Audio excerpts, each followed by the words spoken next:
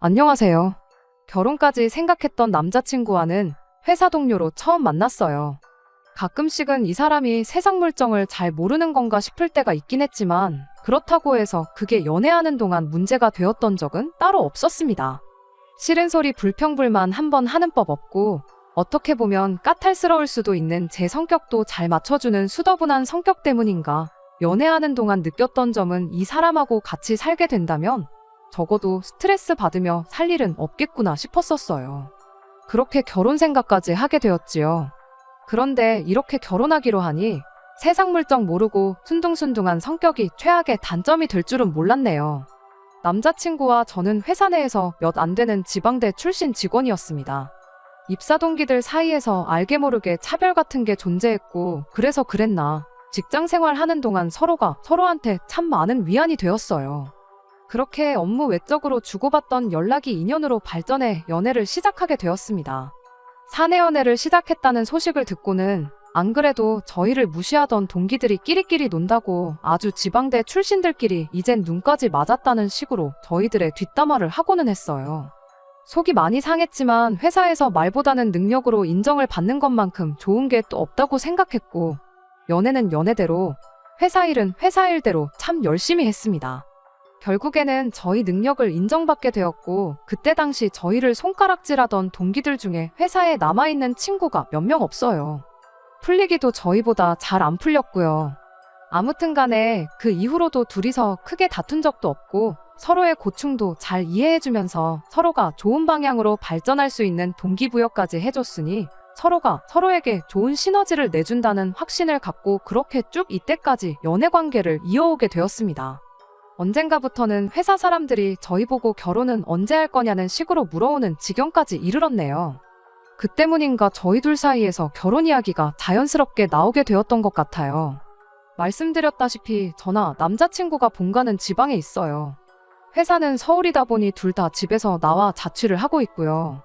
처음 직장 생활 시작했을 때는 서로 사는 곳이 회사를 기준으로 정반대 방향이었었습니다.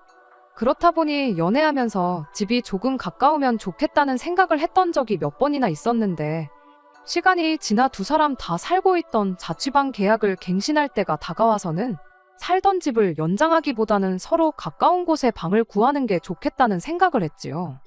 오며 가며 거의 2시간이 걸렸던 시기에도 잘만 만났는데 그 거리가 1시간으로 줄어들었는데도 불구하고 집이 더 가까우면 좋겠다는 생각이 들었고 그렇게 1년 만에 서로 거의 같은 동네라고 봐도 무방할 만큼 가까운 거리로 이사를 하게 되었습니다. 서로 집에서 집까지 거리가 걸어서 15분 거리도 안 되었어요. 회사에서도 매일같이 보는 데다가 점심까지 같이 먹는데 사는 곳 방향이 같아져 퇴근길에도 같이 있게 되니 문득 그런 생각이 들더라고요. 벌써 우리가 만난 지도 몇 년인데 이럴 거면 그냥 결혼하는 게 맞는 거 아닌가 하는 생각이요. 어차피 매일같이 보는데 보증금 뺀 돈에 여지껏 모아놓은 돈 포함해 대출 좀 받아다가 적당한 위치에 전세든 자가든 신혼집 마련하고 살면 못할 게 어디 있겠나 싶었죠. 이 생각을 남자친구한테 말해주면서 자연스럽게 결혼 이야기가 오가기 시작했어요. 프로포즈를 받는 게 생략되긴 했지만 남들 하듯이 호텔 하나 빌려다가 명품백 선물하는 그런 청혼 저한테는 딱히 안 해도 그만이었어서 그런지 그렇게 아쉽지는 않았습니다. 아무튼 연애를 길게 하긴 했지만 결혼은 또 다른 이야기잖아요. 연애하면서는 서로 구태여 말을 하지 않았던 서로의 상황을 그제서야 처음 오픈하게 되었습니다. 서로의 연봉이야 그건 이미 같은 회사 다니고 있다 보니 굳이 궁금할 것도 없었어요. 같은 해에 입사했고 자취하던 집도 저랑 똑같이 월세였는데 남자친구가 모아놓은 돈이 저에 비해서 너무 적었습니다. 데이트할 때도 데이트 비용은 칼같이 절반씩 냈어요. 이따금씩 남자친구가 선물 같은 거 해주는 거 보면 저보다는 손이 조금 크구나 싶긴 했는데 그렇다고 해서 모아놓은 돈이 몇 천만 원이나 차이 날 만큼 큰 선물을 받았던 건 절대 아니거든요. 그렇다고 해서 또 남자친구가 돈을 어디 흥청망청 쓰는 사람도 아니었어요. 소비하는 거 보면 꽤나 알뜰살뜰하고 사소한 거 하나 살 때도 꼭 인터넷에 가격 비교 먼저 해보는 사람이었거든요. 집도 가까이 살기로 한 거 욕심내서 아예 같은 빌딩에 구해도 되는 거였는데 15분 거리나 되는 동네에다 구했던 데에도 이유가 있어요. 다른 게 아니라 잠만 자면 되는데 월세로 나가는 돈 아깝다고 해서 굳이 역에서도 한참 들어가야 하는 동네에 방을 구했던 겁니다. 그만큼 꼼꼼히 따지고 아낄 수 있는 부분은 확실하게 아끼는 사람이기까지 했는데, 그런데 막상 까보니 매일같이 집에 가서 혼자 소고기를 구워 먹었다고 해도 설명이 되지 않을 만큼 터무니없이 적은 돈이었습니다. 집이 가까워지고부터는 항상 저를 집 앞까지 바래다 주었던 사람이다 보니 퇴근길에 어디 허튼 데 가서 돈 쓰고 그럴 리도 없었죠. 취미생활 또한 집에서 컴퓨터로 게임하는 정도밖에 없는데 이래저래 사나르는 건 있지만 그 또한 한 달에 많이 써봐야 10만 원 내외였습니다. 어느덧 저희가 회사에 몸담은 지도 5년이 넘어가는데 모아놓은 돈이 1년치 연봉보다 적은 걸 보고 적잖이 놀랐죠. 처음에는 제 성격을 알고도 제 반응 보려고 일부러 짓궂은 장난을 치는 건가 하는 생각이 들 만큼 터무니없는 금액이었거든요. 그런데 남자친구 반응이 오히려 더 기가 막혔습니다. 저는 있는 대로 당황스럽고 날카로운 상황이었는데 남자친구는 해명은커녕 뭐 문제라도 있냐며 제 눈치만 살피더군요. 수수께끼 내는 것도 아니고 길게 나눌 이야기도 아니겠거니 싶어서 그냥 단도직입적으로 이유는 알려달라고 했어요. 적어도 연애 초반에 서로 먼 거리에 살 적에는 퇴근하면 뭐 하는지 몰랐으니 그렇다 쳐도 3년 전부터 서로 집이 가까워지면서 거의 매일을 같이 함께 시간을 보내지 않았냐고. 그런데 나 몰래 뒤에서 뭘 하고 다녔길래 이렇게 모아놓은 돈이 하나도 없을 수가 있냐 물었더니 남자친구는 제 질문에 아무 대답도 못하고 그냥 쩔쩔매고 있었습니다. 긴 시간을 함께 해온 만큼 남자친구의 저런 반응을 보니 무언가 말하기 껄끄러운 사연이 있구나 싶은 안 좋은 예감이 들기 시작했어요. 보통 안 좋은 예감은 틀리는 법이 없잖아요? 그냥은 넘어갈 수 없는 일이다 보니 남자친구를 닥달해 무슨 일인가 자초지종을 계속해서 물어봤습니다. 계속된 저희 질문 공세에 결국 남자친구가 모든 걸 다 말해줬어요. 그간 남자친구가 취직한 이래로 부모님과 떨어져 지내면서 자기 월급으로 부모님 아파트 대출금을 일부 갚아주고 있었다더라고요. 그것도 모자라 생활비까지 어느 정도 되고 있었대요. 이미 거기서 월급의 절반 이상을 까고 시작했으니 혼자 지내는 생활비에 저랑 데이트하는 비용까지 이것저것 다 계산해보면 쥐뿔도 남는 게 없었던 거고요. 오히려 용케 그만큼이나마 모아놓은 게 대단하다 싶을 정도였어요. 남자친구가 아래로 동생이 2명이 더 있는데 걔들도 똑같이 부모님한테 돈을 드리고 있는 거냐 물어봤더니 동생들은 벌이가 자기가 버는 것만 못해서 안 하고 있다는 이야기를 해주는데 정말 정신이 아찔해지더라고요. 아무리 세상 물정을 몰라도 그렇지. 자기 월급의 절반을 까고 시작하는데 동생들 버는 돈하고 비슷하니까 아무 문제 없지 않냐고 하는데 이 사람이 이렇게 답답한 사람인가 싶었습니다. 차라리 부모님께 그간 용돈을 얼마 드렸다고 하면 멀리 떨어져 사니까 그만큼 걱정돼서 그랬겠거니 이해라도 했겠는데 이건 뭐 생활비는 물론이고 아파트 대출까지 내주고 있다니 이건 효자를 떠나서 호구가 아닌가 싶었습니다. 아무리 맏형이라도 그렇지 부모님 봉양을 혼자 도맡아 하는 거나 마찬가지인데 그걸 나 몰라라 하고 있는 동생들도 얌체 같았고요. 하지만 무엇보다 이 쉬운 상황을 당연한 것처럼 받아들이고 있는 남자친구가 너무나도 답답했습니다. 남의 집 기둥 뽑아 결혼하는 거 아니라는데 이제 막 결혼 이야기 오가기 시작한 내 남자친구가 바로 그 남의 집 기둥이었다니 정말 억장이 무너지는 듯 했습니다. 그래도 남자친구한테 현실을 인지시켜주고 설득하면 해결될 수도 있겠다 생각했어요. 이제 결혼하면 부모님께 돈 드리는 건 그만해야 한다고요. 계속 드리고 싶다면 그래도 좋으나 그렇게 되면 나랑 결혼은 못하는 걸로 생각하라고 했죠. 어차피 맞벌이에 저희 벌이가 나쁜 편은 아니니 당장 돈 얼마 부족한 건 사람 착한 거 하나 보고 참으면 되겠다 싶었습니다. 어차피 대출 받는 건 마찬가지인데 자가가 아니라 전세로 구해서 일단 종잣돈부터 마련하면 된다는 계산이었어요. 남자친구도 그제서야 자기가 처한 상황을 알고는 있는지 제 말에 대답 대신 고개를 끄덕이더라고요.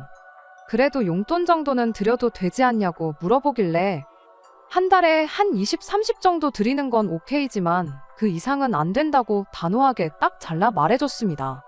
남자친구는 기꺼이 그렇게 하겠다고 대답을 해줬고요. 끝까지 우기면 어쩌지 걱정이었는데 그래도 이렇게 제 뜻에 순순히 따라주는 거 보니 한편으로는 안심이 되었어요. 그 후 일단 남자친구를 저희 부모님께 먼저 소개를 시켰습니다. 실제로 인사드린 적은 없지만 연애하면서 제가 저희 부모님께 몇 번 이야기를 했었고 사람 자체는 정말 순하고 성실한 사람이기에 저희 부모님께서도 남자친구를 마음에 들어 하셨어요. 저희 집에서 결혼 허락을 받았으니 이제 제가 남자친구 부모님께 인사드리러 갈 차례였습니다. 그런데 남자친구가 이런 이유, 저런 이유를 대면서 인사시키는 나를 미루려고 하더라고요. 쇳불도 당김에 빼랬다고 그걸 미뤄서 뭐 하겠냐고 남자친구를 닥달해 억지로 자리를 만들었습니다. 남자친구가 자꾸 소개를 미루는 걸로 보아 저는 혹시 남자친구 부모님이 저를 마음에 안 들어 하시나 하는 생각이 들었어요. 그도 그럴 게 결국 아들이 집에 해주던 지원을 제가 끊어버린 거나 마찬가지였잖아요. 그런데 인사드리러 처음 만난 자리에서 저를 엄청 반겨주시고 잘해주셨어요. 아들한테 말로만 들었다면서 정말 꼭 보고 싶었다고 하시면서 말입니다. 분위기는 더할 나위 없이 좋았는데 유독 남자친구만 좌불안석 안절부절하고 있었습니다. 긴장은 해도 내가 해야 하는 거 아닌가 싶었는데 알고 보니 긴장해서 그랬던 게 아니더라고요. 이야기를 나누다가 어쩌다 보니 생활비에 대한 이야기가 나왔습니다. 벼랑간 남자친구 부모님이 우리 아들이 집에 해주는 돈이 많아 평생 장가 보내기는 글렀다고 생각했는데 우리 아들 데려가줘서 고맙다며 저 같은 며느리를 보는 운 좋은 시부모는 당신들밖에 없을 거라고 하시는 거예요. 남자친구와 이야기했던 것과는 전혀 다른 이야기를 하는 걸 보아하니 그때 딱 깨달았습니다. 남자친구가 저를 집에 인사시키는 걸 미루려고 했던 그 진짜 이유를 말이지요. 부모님이 실망할까봐 그랬던 건지 아예 집에다가는 말조차 꺼내지 않았던 거예요. 상황 파악이 끝나자마자 남자친구한테 맡겨선 평생 가도 말을 안 하겠다 싶어서 제가 대신 입을 열었습니다. 아드님, 그러니까 남자친구가 아직 말을 안 한 것 같은데 결혼 후에는 저희도 신혼집을 구하면서 대출금이 생기고 경제적으로 빠듯해지지 않겠냐고. 그러니 앞으로는 대출금 내드리던 것부터 생활비 보태던 건 못 드리게 될 것 같다고요. 그 말이 끝나기가 무섭게 남자친구 어머니의 표정이 싹 바뀌더라고요. 그거에 대해선 들은 바가 없다며 방금 전까지는 저 같은 며느리를 보게 된 당신들이 운이 좋다고 하던 사람들이 이제는 당신 아들이 뼈 빠지게 벌어서 부모한테 효도하는 것도 못하게 하는 부모 자식 사이 갈라놓는 협잡군 취급을 하더라고요. 지금 저희 두 사람 벌이에 대출 갚고 생활비 내고 하면 못할 것도 없겠지만 그렇게 되면 저금을 하나도 할 수 없다고. 당장 내일 무슨 일이 일어날지도 모르는 세상에 저금 하나 없이 살 수 없지 않냐. 입장 바꿔서 제가 당장 제 월급의 대부분을 저희 집에 보내고 있다면 이 결혼 허락하실 거냐 되물어봤죠. 결혼하면 공동재산이 되는 만큼 공평하고 합리적으로 돈 관리를 해야 하지 않겠냐고. 그런데 한 푼 두 푼도 아니고 벌이의 절반 이상을 부모님께 드리는 건 말도 안 된다고 생각한다고 제 생각을 솔직하게 말했습니다. 충분히 간결하게 말했다고 생각했는데 남자친구 어머니는 네가 무슨 권리로 우리 아들이 버는 돈을 관리를 하려고 드느냐고 따지더라고요. 방금 전까지 결혼 못할 것 같다던 아들 장가간다고 좋아하시지 않으셨냐고. 그거 보면 어머님 아버님 때문에 아들이 결혼 못할 수도 있겠다고 예상하셨던 거 아니냐. 걱정스러워 하셨던 거 보면 돈도 돈이지만 아들 앞길 생각해 주시는 좋은 분들이신 것 같은데 대충 계산해봐도 남자친구가 취직한 이래로 어머님 아버님께 드린 돈이 1억은 훌쩍 넘을 것 같은데 그 정도면 충분히 할 만큼 한 거 아니겠냐고요. 그러니 이제는 아들 앞길만 생각해 주시고 저희가 아예 땡전 한 푼 안 드리겠다는 게 아니고 남들 하는 것 이상으로 챙겨드릴 테니 저희들 결정을 무조건 나쁘게만 받아들이지 않아주셨음 좋겠다고 했습니다. 하지만 그래도 주던 걸 어떻게 못 주게 하냐고 당장 우리는 어떻게 버티라는 거냐며 그렇게는 안 된다고 우기시더라고요. 결국 그렇게 어머님 언성이 높아지기 시작하니 옆에서 꼼짝 못하고 있던 남자친구가 자기한테 좋은 해결법이 있다면서 모두 조용히 좀 해보라고 하고는 말도 안 되는 소리를 꺼내기 시작했어요.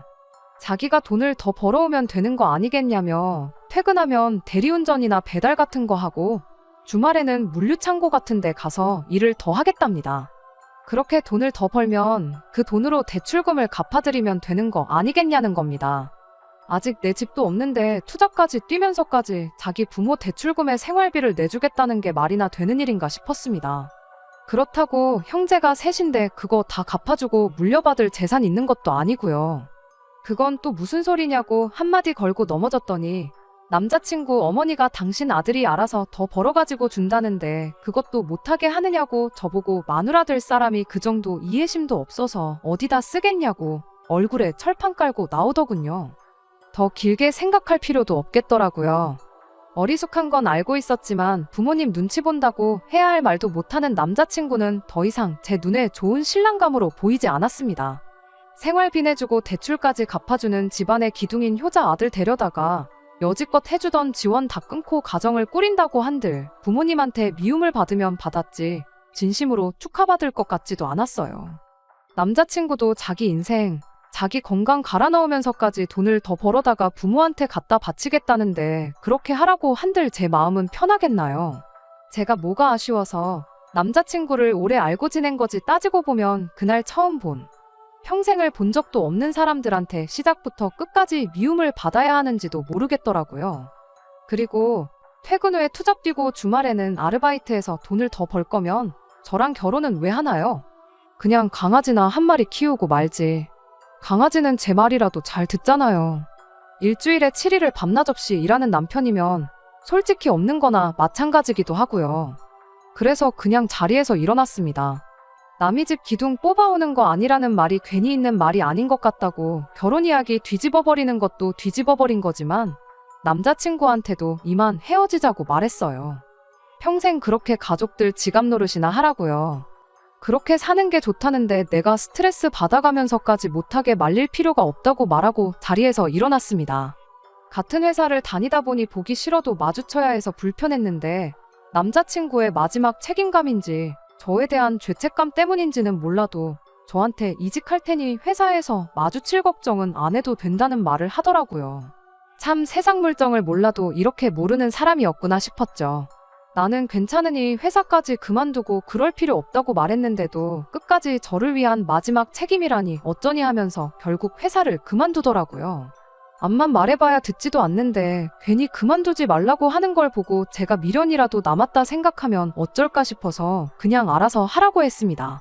어차피 헤어진 마당에 그런 것까지 챙겨줄 필요 없다 싶었거든요. 그런데 뭐 이직할 직장이라도 구해놓고 저러는 줄 알았는데 무슨 문제가 생긴 건지 바로 직장을 못 구했나 봐요. 헤어지고 4개월쯤 지나서 제가 사는 자취방 앞에 술에 잔뜩 취해서 찾아왔더라고요. 평소에 술은 입에도 안 대던 사람인데 뭔가 싶어서 이야기를 들어봤는데 직장을 못 구해서 수입이 없는 상황인데 부모님들은 멀쩡히 다니던 회사 그만둔 남자친구 잘못이라면서 그나마도 얼마 안 되는 저금이라고 모아놓은 돈을 내놓으라고 했다는 겁니다. 당장 자기는 수입이 없어서 걱정이 돼서 죽겠는데 남자친구 부모님은 그 몇 달을 못 기다려서 얼마 안 되는 자기 돈을 가져가려고 한다고요. 그리고 상황이 이렇게 되니 자기가 자기 인생에 얼마나 큰 부분을 놓아버린 건지 이제야 깨달았다고 하면서 저한테 사과를 하더라고요. 이제 정말 자기는 부모님 안 보고 살아도 되니까 자기를 다시 받아달라고요. 집에다 돈 가져다 바치는 것도 그만둘 것이고 2번 다시 호구 노릇 하지 않겠다고 머리를 바닥에 찌으면서까지 부탁을 하더라고요. 그렇게 오래 연애했고 그동안 정이 많이 들었는데도 안쓰럽지가 않았습니다. 결혼 이야기 오갈 때던 회사 그만둘 필요까지 없다고 제가 이야기했을 때 진작에 들었으면 이럴 일도 없었을 텐데요. 다 자기가 뿌린 씨앗인데 달게 받아야죠. 불쌍하다고 다시 받아줬다가 괜히 또 새 직장 구하자마자 가족들한테 돈 줘야겠다 그럴 수도 있는 노릇이고요. 그래서 안타깝지만 나는 너랑 다시 시작할 생각이 없다. 그리고 술 먹고 이렇게 찾아오는 것도 싫고 우리는 이미 끝난 거니까 2번 다시 찾아오지 말라고 했습니다. 내가 뭐라고 당신하고 당신 부모님, 부모 자식 간의 천륜을 끊어낼 수 있겠냐고. 믿는 도끼에 발등 찍히는 것도 딱 1번이라고 했고 넌 벌써 그 기회를 날려먹었다고 했어요. 그 뒤로 한동안은 연락도 소식도 모르고 지냈습니다. 회사에서 남자친구와 친하게 지내던 직원이 남자친구 소식을 들었다며 저한테 말해줬어요. 고향에 돌아가서 그쪽에서 일자리 찾으러 다니면서 아르바이트 하고 있다고 하더라고요. 워낙에 경력이 좋아서 오히려 그쪽에서 새 직장 구하는 게 힘든가 보다 싶더래요. 불쌍하긴 하지만 한편으로는 남자친구를 다시 안 받아주길 잘했다는 생각이 듭니다. 결국에는 가족을 놓지 못해서 안정적인 새로운 직장을 찾는 게 아니라 부모님 당장 생활비랑 대출금 내주기 위해서 고향으로 돌아간 모습을 보면 아직 정신 덜 차린 것 같네요. 그동안 만나온 정에 휩쓸려 받아줬더라면 결국엔 또 어떤 방식으로든 자기 가족들 먹여 살리겠다고 투잡을 뛰겠다느니 내 돈을 빌려서 쓰겠다느니 분명 무슨 일이 있어도 있었을 겁니다. 비록 이렇게 완전히 끝나버리게 되었지만 아무쪼록 언젠간 정신 차리고 이용만 당하고 있다는 걸 깨달았으면 좋겠네요. 부모님이 키워준 은혜 당연히 헤아릴 수 없을 만큼 커다란 것이겠지만 자기 인생까지 갈아서 갚아야 할 정도로 가스라이팅을 당한 모습을 보니 그냥 한편으로는 안쓰럽기도 한 것 같아요. 저랑은 이제 헤어졌으니 제가 더 이상 신경 쓸 일은 아니지만요. 정신 차리면 그만둘 것이고 정신 못 차리면 앞으로도 저렇게 살아가겠죠. 두 번째 사연입니다. 안녕하세요. 날이 점점 추워지는 게 벌써 한 해를 마무리할 때가 다가왔다는 사실이 물씬 느껴지네요. 이제 해가 넘어가면 저도 30살이 돼요.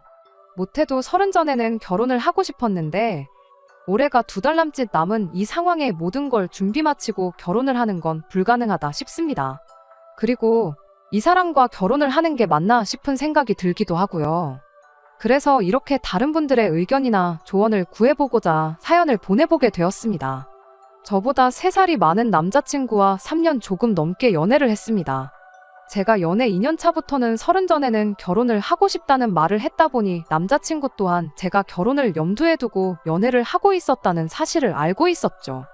남자친구가 저보다 연상이다 보니 결혼 이야기에 부담을 갖거나 하지는 않았던 것 같아요. 그렇게 1년이 지나서 지지난달부터 처음으로 저희 두 사람 사이에서 결혼 이야기가 오가기 시작했습니다. 사실 남자친구에게 30 전에 결혼하고 싶다는 말을 먼저 꺼냈을 때 남자친구가 별다른 반응이 없어서 에라 모르겠다 하고 저희 집에 인사를 먼저 시켰던 적이 있었습니다. 이후로 집안 행사에도 불렀던 적이 몇 번 있었고요. 그때 집안일도 잘 도와드리고 무엇보다 저희 부모님께도 정말 잘했어요. 그 뒤로 저희 부모님께서도 은근 남자친구랑 잘 돼서 결혼하기를 바라시는 것 같더라고요. 아무튼 그렇게 남자친구도 저에게 결혼 이야기를 꺼내게 되었고 이제 천천히 준비해서 못해도 내년 봄에는 식을 올리면 되겠구나 그렇게 생각하고 있었는데 말씀드렸다시피 여기서 다른 분들의 의견을 한번 들어보고 싶어 이렇게 사연을 보내게 되었습니다.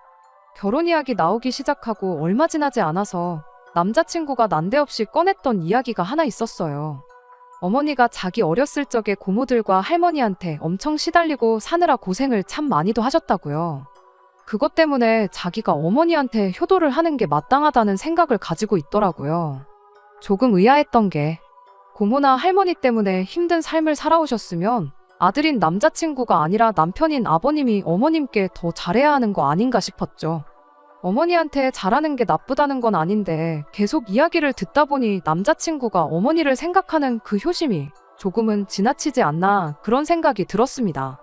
제가 볼 때는 남자친구가 어머니께 잘하고 싶다는 소리가 그저 이유에 불과하고 그냥 무조건 잘해드리고 싶어하는 것처럼 느껴지더라고요. 게다가 자식이 부모님께 잘해드리는 방법이 여러 가지가 있을 텐데 남자친구는 효도를 꼭 돈으로 해야 한다는 생각을 갖고 있었습니다. 남자친구가 안정적인 직장을 다니고 있고 월급 받는 것 또한 또래에 비해서 잘 받는 편이에요. 결혼을 하게 된다면 저도 맞벌이를 할 생각을 가지고 있으니 둘이 받는 월급 합치면 넉넉 잡아 700만 원 언저리쯤 될 텐데 그 정도면 양가 부모님께 용돈 조금 드리는 거야 문제도 아닌 벌이잖아요. 그런데 벼랑간 결혼하거든 자기 월급의 절반을 어머니한테 드려야겠다는 말을 꺼내왔으니 저로서는 고민도 많이 생기고 받아들이기가 힘든 상황입니다. 게다가 그 이유가 할머니랑 고모들 때문에 고생했다는 이유였으니 제 입장에서는 도저히 그냥 넘길 문제가 아니구나 싶었어요. 이제 막 결혼 이야기 오가기 시작했는데 굳이 시작부터 월급의 절반을 엄마 주겠다는 소리를 꼭 해야 하나 서운하기도 했죠. 만약에 어머님이 저희 결혼하고 나서 아이를 봐주신다거나 한다면 그때야 월급의 절반이 아니라 한 달에 200만 원도 드릴 수 있겠지만 아무 이유 없이 그냥 드리는 건 아닌 것 같다고 딱 잘라 말은 했는데 남자친구는 그건 나중 가서 이야기하자며 대답을 얼버무렸습니다. 그거야 남자친구가 말한 대로 결혼 후에 양가 부모님께 드릴 용돈이나 생활비에 대해서는 결혼 준비하면서 차근차근 이야기를 나누면 되겠거니 싶어서 그냥 넘어갔어요. 그런데 얼마 전에 남자친구 어머니께 인사를 드리고 오면서 진짜로 결혼은 현실이구나 싶고 여러 가지 생각이 드는 거예요. 남자친구 어머니가 다른 분들 사연에 나오는 것처럼 며느리 못 살게 굴고 그러는 시짜 시어머니는 아니고 좋은 분처럼 보였어요. 남자친구 말 맞다나 시집살이로 과거에 고생을 하셨다 보니 당신은 당신 며느리한테 똑같이 하지 않고 잘해주겠다 하는 생각을 가지고 계신 분이셨죠. 문제는 남자친구였어요. 밖에서 만났는데 식사할 때는 물론이고 식사 마치고 나서도 어머님 옆에 붙어서 떨어질 생각을 안 하더라고요. 식사 마치고 차 한잔 마시면서 이야기 좀 더 나눠보기로 했는데 근처에 호수공원이 있어서 소화도 시킬 겸 거기 한 바퀴를 돌았어요. 남자친구는 어머님 옆에 착 달라붙어서 카페에 들어갈 때까지 저는 안중에도 없었습니다. 경치가 좋다고 남자친구가 어머님 사진도 찍어드리고 그러는데 저랑은 사진 한 장 같이 찍을 생각이 없어 보이더라고요. 뒷공무니만 쫓아다니다가 멈추면 두 사람 사진 찍어주고 그런 식의 반복이었어요. 카페에서는 거의 어머님과 저 둘이서만 이야기를 나누긴 했는데 찬밥대우 받던 건 여전했습니다. 커피고 빵이고 남자친구는 어머님 챙겨주는데 정신이 없어 보였거든요. 며칠 지나서 남자친구한테 솔직히 그날 서운했다고 이야기를 꺼냈는데 남자친구는 거기다 대고 한다는 소리가 제가 어머님을 불편해하는 게 눈에 보여서 그랬던 거라고, 오히려 제가 마음 편하도록 자기가 도와준 거 아니겠냐며 저를 배려해줬다는 식으로 화를 내더라고요. 한 번은 데이트하다 말고 남자친구가 그냥 집으로 가버린 적도 있었어요. 같이 순대를 먹고 있었는데 갑자기 여기 엄청 맛집인 것 같다고, 어머니가 순대를 엄청 좋아하시는데 이거 포장해 가면 엄청 좋아하시겠다며 밥 먹고 그냥 집에 돌아가 버렸습니다. 밥 먹고 나서 영화표 2장 미리 예매해둔 게 있는데 영화는 나중에 봐도 되는 거 아니겠냐면서 순대 싸들고 집에 돌아가는데 이게 다 무슨 일인가 싶었죠. 지난 3년간 연애하는 동안 남자친구가 이토록 효자인 줄은 몰랐거든요. 저보다 엄마가 더 우선이라는 느낌을 받은 적이 한 번도 없었는데 결혼 이야기 나오고부터 유독 심해졌다는 생각이 들었습니다. 그동안에는 어디 유명하다고 줄 서서 먹는 맛집에 가도 뭘 먹어도 어머니 좋아하는 음식이라고 데이트하다 말고 집에 가버린 적 한 번도 없었거든요. 아예 어머니가 좋아하는 음식 이야기를 제 앞에서 꺼낸 적이 없던 사람이에요. 저 정도 효심이 깊은 사람이었다면 지난 3년간 이런 모습을 보여줬어도 못해도 한 번은 보여줬을 텐데 싶더라고요. 그러다 지난주에 지나가는 소리로 남자친구한테 장난삼아 한마디 했던 말이 있어요. 같이 핸드폰으로 유튜브 보다가 짧게 편집해놓은 TV 프로그램을 보던 중 고부간의 갈등에 관한 영상을 하나 봤거든요. 그거 다 보고 나서 남자친구한테 어머니랑 나랑 둘 사이에 나중에 문제가 생기면 오빠는 누구 편을 들어줄 거냐고 장난삼아 물어봤는데 남자친구는 정말 단 1초의 고민도 하지 않고 당연히 엄마 편을 드는 게 맞지 않냐는 대답을 하더군요. 어머니가 앞으로 살아봐야 얼마나 더 사시겠냐고 돌아가시기 전까지는 아들은 무조건 엄마 편을 들어줘야 한다고 하는데 참 그 말이 자기가 했던 말이랑 정반대의 소리인 건 모르나 싶었습니다. 왜? 어머님이 할머니랑 고모들 때문에 고생하셨다잖아요. 거기서 아버님이 어머님 편 제대로 한번 들어줬다면 그나마 고생은 덜 하셨을 거 아니겠나요?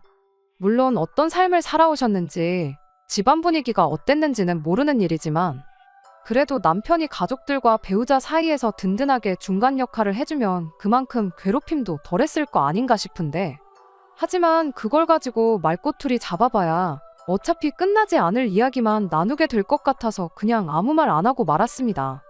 아무튼 이 모든 사건이 불과 근 2달 사이에 일어난 일이에요. 말씀드렸다시피 결혼 이야기 나오기 전까지는 남자친구의 이런 모습은 한 번도 본 적이 없었고요. 처음에는 이해해보려고 생각했는데 이런 일이 계속해서 반복되니 저는 남자친구한테 무조건 엄마 다음일 거라는 그 느낌이 머릿속에서 사라지지가 않네요. 우리 딸 내년이면 시집 간다고 친척들이며 지인분들한테 자랑처럼 이야기하고 계시는 어머니를 보고 있자니 이 결혼하는 게 맞냐고 물어보기도 뭐해서 혼자 속만 앓고 있다가 다른 분들 생각은 어떤지 조언이라도 한번 들어보고자 이렇게 제 이야기를 한번 보내봤습니다. 정말 고민이 많네요. 혼자서만 고민하고 있으니 답도 없다 싶고요. 저도 제가 무슨 생각을 하고 있는 건지 모르겠습니다. 안녕하세요. 이렇게 후기 들고 다시 찾아왔습니다. 어머니께는 말을 꺼내지 못했지만 여기 사연 보내기 전에 사실 주변 사람들한테 어떻게 생각하느냐고 물어본 적이 있었어요. 그래봐야 다 제 또래 제 친구들인데 잘 모르겠다는 의견이 대부분이고 자기 부모님한테 잘하면 그만큼 저희 부모님한테도 잘할 거라는 희망적인 이야기밖에 못 들었거든요. 그런데 이렇게 속 시원하게 제 머릿속을 정리해 주시는 분들이 여기에 계실 줄은 생각도 못했네요. 덕분에 마음 굳게 먹을 수 있었던 것 같아요. 일단 남자친구를 만나서 월급의 절반을 주겠다는 이야기부터 정리를 해야겠다 싶었습니다. 그리고 어떤 분이 조언해 주신 대로 혹시 지금도 어머님한테 용돈으로 얼마를 드리고 있느냐 물어봤어요. 남자친구는 망설임도 없이 아니라고 대답하더라고요. 지금 드려봤자 결혼할 때 도로 다 가져가야 되는 거나 마찬가지 아니겠냐며 용돈은 결혼하고 드리는 게 맞는 거 아니겠냐고요. 말인즉슨 이제 맞벌이를 할 예정이니 벌이가 2배가 되는 거 아니겠냐. 벌이가 늘은 만큼 엄마 몫으로 자기 월급 절반을 챙겨주겠다 하는 소리나 마찬가지였지요. 그게 제 귀에는 내 돈으로 효도를 하겠다는 소리로밖에 들리지 않았어요. 그래서 남자친구한테 자식이 부모한테 효도하는 건 당연한 거라고, 그러니 나도 결혼하면 우리 집에 내 월급 절반을 드려야겠다고 똑같이 한마디 해줬습니다. 그랬더니 그건 좀 아닌 것 같다고 곧바로 반박을 하더라고요. 오빠는 되고 나는 왜 안 되냐 따졌더니 아들하고 며느리가 시어머니를 챙기는 게 이치에 맞는 거 아니겠냐고, 너네 집은 너가 챙기는 게 아니라 집안 남자인 제 동생이 챙기는 게 맞다는 소리를 하면서요. 자식이 부모한테 효도하는 건데 왜 그게 그렇게 되냐고 곧바로 따져 물었더니 저보고 한글부터 다시 배워야겠답니다. 시집을 온다는 말은 들어봤어도 장가를 온다는 말은 못 들어보지 않았냐. 시집을 온다는 건 말 그대로 제가 시댁의 일원이 된다는 뜻이라고. 그러니까 결혼을 한순간부터 너는 우리 집 식구가 되는 거니 효도는 시어머니한테 하는 게 맞는 거라고요. 그러니 너네 부모님 용돈은 동생이 알아서 챙기게 냅두라고. 너는 우리 집만 신경 쓰면 된다고 하는데, 이과 나온 사람이 문과 나온 저한테 한글 공부부터 다시 하라는 것부터가 어이가 없었어요. 그럼 장가를 간다는 건 무슨 뜻인지 한번 말해보라고 했어요. 시집 온다랑 장가 간다가 뭐가 다르냐고요. 장가 가는 건 오빠가 우리 집 식구 된다는 소리 아니냐 했더니 거기까지는 생각 안 해봤는지 어떻게 둘러대지도 못하고 혼자 끙끙 앓더라고요. 이미 여기서부터 남자친구가 양보할 생각이 없어 보이는데 다른 분들이 조언해주신 이야기까지 꺼내가며 왈가왈부할 것도 없겠다 싶었어요. 무슨 말을 해도 제 말을 안 들을 게 뻔하고 저한테 말도 안 되는 시댁 효도만 강요할 게 뻔한데 입 아프게 양보할 생각도 없는 거 토론해봐야 아무 소용도 없겠다 싶었죠. 그래서 그냥 결혼 이야기는 없던 걸로 하자고 했어요. 피땀 흘려 벌어가지고 우리 집에 한 푼도 못 주고 오빠 집에만 퍼줄 생각은 추호도 없다고요. 그랬더니 대답 못하고 끙끙 앓던 남자친구가 잘 걸렸다 하고 말꼬투리를 잡더라고요. 누가 네 돈도 엄마한테 준다고 했냐고, 내가 번 돈 드린다는데 뭐가 문제냐고 곧바로 따지고 들대요. 그래서 제가 남자친구한테 한마디 했어요. 이과 나왔다고 국어 실력이 나보다 형편없는 건 이해하겠는데 이제 보니 문과 나온 나보다 계산도 똑바로 못하는 것 같다고요. 이날이 때껏 엄마한테 돈 한 푼 준 적 없던 사람이 결혼하고 나면 월급의 절반을 퍼주겠다는데 그게 내 돈으로 주겠다는 소리랑 똑같은 거지 뭐가 다른지 진짜 몰라서 그러는 거냐고 한마디 했습니다. 진작부터 드리고 있었다면 내가 드리던 걸 못 드리게 할 수는 없으니 생각이라도 해봤겠다고. 그런데 보니까 그런 것도 아니고 양가에 똑같이 드리자는 것도 아니고 지네 집만 챙기겠다는데 그런 이기적인 사람하고 결혼해서 무슨 좋은 꼴을 보겠냐. 그냥 결혼은 없던 일로 하자고 한마디 더 쏘아붙였습니다. 그랬더니 너 지금 돈 얼마 때문에 파혼하겠다고 하는 거냐며 입에 개거품을 물대요. 그러더니 용돈 문제는 그럼 나중에 다시 이야기하자고 은근슬쩍 화제를 돌리려고 하더라고요. 뭘 다시 이야기하긴 다시 이야기하냐고. 지금 당장 안 드리겠다고 해도 그 말 안 믿을 거고 결혼할 때 되니까 그동안 못했던 효도가 하고 싶은가 본데 그냥 결혼 없던 일로 할 테니 그 마음 변치 말고 이제부터라도 어머니한테 최선을 다해서 효도하라고 한마디 해주고 자리에서 일어났습니다. 그리고 남자친구한테 마지막으로 조언 한마디 해줬어요. 나 다음에 만날 여자한테는 다른 것보다 결혼하거든 월급의 절반은 시댁 몫이 될 테니 그리 알라고 결혼 이야기 나오기 전에 미리 말해주라고 했어요. 안 그러면 또 연애한다고 시간은 시간대로 날리고 결혼 목전에 가서 똑같이 파혼당할 거라고요. 오빠 남은 인생에 평생 도움될 꿀팁이니까 좋은 거 배웠다고 생각하고 지금 먹은 밥값 대신 내주고 퉁치라고 했습니다. 그 말 하기 무섭게 직원분한테 계산은 저 사람이 해줄 거라고 말하고 가게 밖으로 뛰쳐나왔네요. 계산하는데 시간이 걸려서 그런지 남자친구가 저를 쫓아오지는 않았고 대신 그날 하루 종일 전화기에 불이 나도록 전화를 해댔어요. 계속 씹고 있다가 밤10시가 돼서 걸려온 전화를 받았습니다. 밥 먹다 말고 파혼당하니까 실감이 났는지 그제서야 저한테 사과를 하더라고요. 그러면서 한다는 소리가 그러면 너가 벌어온 월급의 절반은 너네 집에 드리는 걸로 하겠다네요. 어차피 싹싹 빌어도 다시 받아줄 생각은 없었고 전화를 받은 이유도 이제 잘 거니까 전화하지 말라고 한마디 해주려고 받은 거였는데 어떻게든 엄마한테 자기 월급 절반 퍼주고 싶어서 저러는 거 보고 있으니 더 이야기 나눌 것도 없이 파혼하자고 한 게 정말 잘했다는 생각이 들었습니다. 아직도 자기가 왜 파혼당했는지 이유도 모르고 있냐고. 이젠 어머니한테 돈을 퍼주고 그런 걸 떠나서 이해력도 딸리고 멍청하기까지 한 사람하고는 결혼 생각 없다고 제발 연락하지 말고 시집와서 시댁 귀신으로 살다가 죽을 사람 새로 찾아서 결혼하라 말하고 전화 끊어버렸어요. 그렇게 남자친구하고는 결혼 이야기도 없던 일이 되었고 영원히 모르는 사람으로 지내게 되었네요.